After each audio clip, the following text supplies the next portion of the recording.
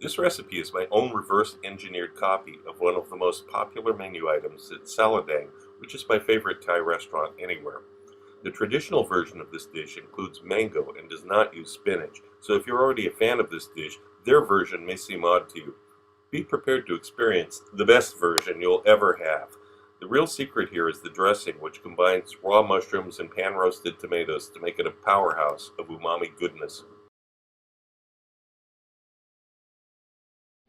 Okay, I've assembled all the ingredients here for making the dressing. I have 20 to 22 grams of grated ginger. I didn't peel this. It won't make any difference. You can just grate it with the peel on it. About the same amount of garlic that's been chopped up and left to stand at room temperature for quite a few minutes, like 5 or 10 minutes. After you chop it, leave it stand. This is a whole star anise. I'm going to grind this up in a mortar and pestle. We actually don't need the whole star anise. We only need about half of it, something like that. This is 30 grams of dark brown sugar. Thai fish sauce. I'm using one actually from Thailand. You may or may not be able to get the authentic stuff, but use the best nam pla you can. I'm going with 15 milliliters, about half an ounce of soy sauce, and half an ounce, about 15 milliliters of Chinese oyster sauce. You can use 30 milliliters, 1 ounce of soy sauce by itself if you prefer, or you can't get oyster sauce for whatever reason. I've got the teaspoon of cornstarch here, 30 milliliters of fresh squeezed orange juice, and what I'm going to do is I'm going to make the little paste here like this with the with the orange juice. Oh, and then also I have the duck stock here. As you can see, it's gelatinous because I made this myself. You could also use chicken stock if you want for this. So we'll finish mixing this together. And then we're ready to begin putting stuff in the pan. And here's the gelatinous duck stock in the pan. I add all the other ingredients to this. The ginger, orange juice, cornstarch and orange juice slurry, Thai fish sauce, soy sauce, garlic, brown sugar, the star anise that I ground up in the mortar and pestle. Actually, I broke it in half before I ground it up, so that was only about half of one. Bring it up to a slow simmer like this and cook it until it thickens. And then here's the oyster sauce, which, like I said before, you can use soy sauce instead. You can use all soy sauce. I'm using half and half. Gives it a little bit richer flavor. Okay. Everything's in there. I'm going to bring this up to a simmer. Okay, it's been simmering for 10 minutes now. It's quite thick. What I'm going to do is I'm going to transfer it to a bottle. Definitely use a glass jar for this. Now is the sesame oil. It's about a tablespoon, 15 milliliters. The lime juice. And sriracha. 1 or 2 teaspoons.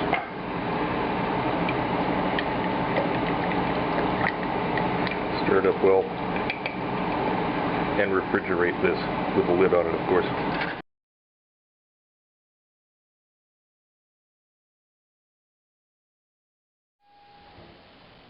The seasoning mix is modification of what would be Chinese 5-spice powder. It's used in Thailand sometimes, but not too often, but this isn't really a directly authentic recipe. What we have here is the fennel seeds. I'm using ground cinnamon. I'm not using cinnamon stick because the cinnamon stick is difficult to grind up enough so that you don't end up with chunks, which you don't want in the final product.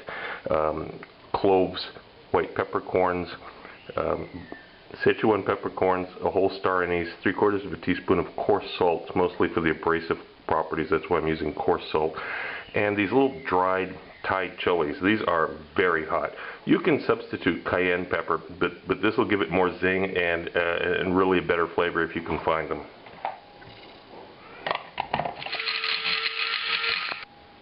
I have a couple of duck breasts here that I cut cleanly from a whole duck, which is the most economical way to do that, using a very sharp knife You want to score the skin, but don't go crazy. Don't make, you know, the score marks every millimeter across it. Your purpose here is so that some of the fat can render out, but you don't want to destroy it. Okay. You can use all of this seasoning for the 2 duck breasts. You have to massage it in really, really well. And after you've done that, let the duck breasts stand for about an hour at room temperature. Don't worry, they're not going to spoil. The seasoning has preserved them quite well, a lot longer than an hour. It's actually been about an hour and a half now. The spices on here will have absorbed most of the liquid, actually almost all of the liquid that might run off of the duck breast. For best results, you're going to do these one at a time in a pan. If you need to do more, use more pans. I'm using a Teflon pan to start this. I'm putting the skin side down. It's a completely cold pan. Now that the duck breast is in there, I'm going to begin heating the pan about 6 out of 1 to 10. It's a little bit hotter than I normally would. So within a few minutes, you'll begin hearing it sizzle. I'm going to put a splatter guard over the top and preheat the broiler. After about 9 minutes, something like that, flip it over, you can see it's got quite a bit of crust developed here. I'm going to cook it for about 2 minutes on this side now. After this stage, I would transfer it to a metal pan to go into the broiler. You can feel that it's got some crust, but it needs more. Now, as this is in the oven, pour the fat from this off into a cup. We're going to use this to cook the spinach later.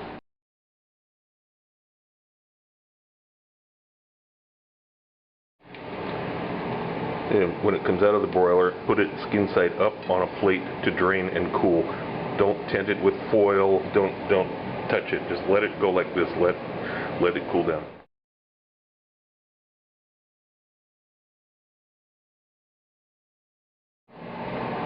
The mushrooms, these are not cooked. I cut the tips of the stems off, just the little bits, and then slice them. Don't slice them too thin. Keep them with some texture. Then I'm going to squeeze fresh lime juice over the top, about a tablespoon for about 3 large mushrooms, something like that. Mix them around. This will keep them from rusting, as it's called, and it'll also add some sourness to the dish, of course.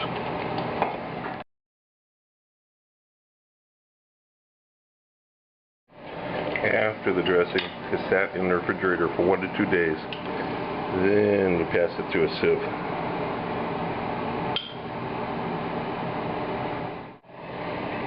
The solids in the dressing are discarded, and you have these juices that ran off of the duck breasts after they were cooked.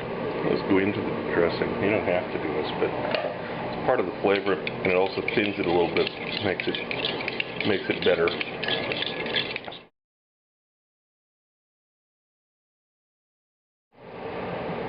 And at last, we're ready with all of the ingredients. I have the washed and dried spinach leaves here, duck that's been sliced, mushrooms, lime juice, about 4 cloves of garlic sliced very thin, cherry tomatoes cut in half, the fat that was from the duck breast, rendering from the duck breast, and the dressing that's been passed through sieve. In a very large non-stick pan, I'm going to put about a tablespoon of this duck fat in. That's for 1 salad. And we should have plenty more than that. You only need about a tablespoon per salad.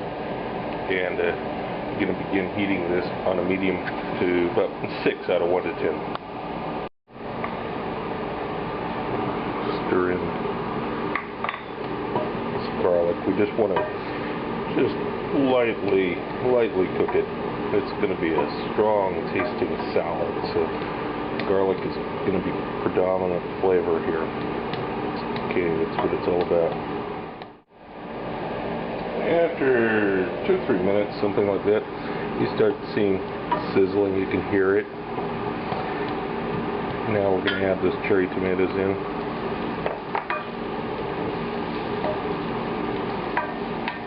Just cook it gently. after just a couple minutes, you can see that garlic is starting to turn golden and the tomatoes are softened. Okay? Now, we're going to transfer this off to a bowl. There we have it. It's in a bowl. Now we're going to add a little trickle more of this duck fat that was in there. Just a little bit. We don't want to make it an oily dish, but we want a little bit of lubricant in here. And we're going to add the spinach. Now this is the most delicate part of the operation here, probably, because you don't want to overdo this. We're not looking for cooked spinach. We just want to pick up some of that garlic and oil off the bottom and keep it light. Keep the spinach mostly raw. This is going to only cook for about 10 seconds. Okay, it's done now. Now I'm going to transfer it to a plate. Okay, it's on a plate behind me.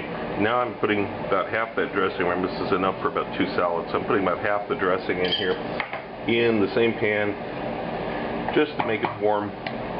I'm going to kill the heat even. And while this is warming up, while this dressing is warming up, I'm going to arrange the rest of the salad.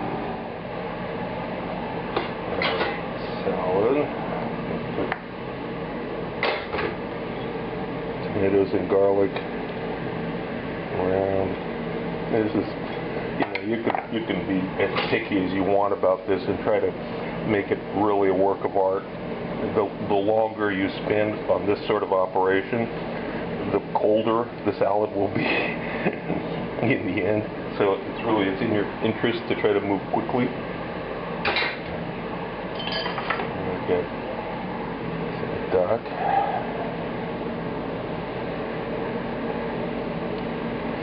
And that dressing is quite hot now. So now, I'm going to put this mostly over the mushrooms of the duck too. And finish it up with some sesame seeds. And looks about right.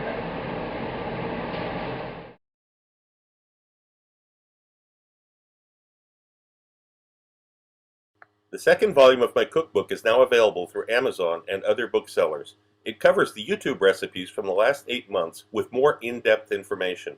I received requests for the procedures on all recipes, and I've listened to you. Every recipe has step-by-step directions, and of course there are recipes that aren't on YouTube. But this is not just a recipe book. Far from it, as you can see from some of the topics scrolling by here. I'm certain that anyone who watches my channel and any serious cook will find this book a treasury of useful and new information you won't find anywhere else. If you want to know more about my adventures as a chef around the world and have some great laughs along the way, be sure to check out the video tour of my book, 40 Years in One Night. It's up on YouTube right now. Click the link. Also look for my cocktail book, Cocktails of the South Pacific and Beyond, Advanced Mixology, available through Amazon online.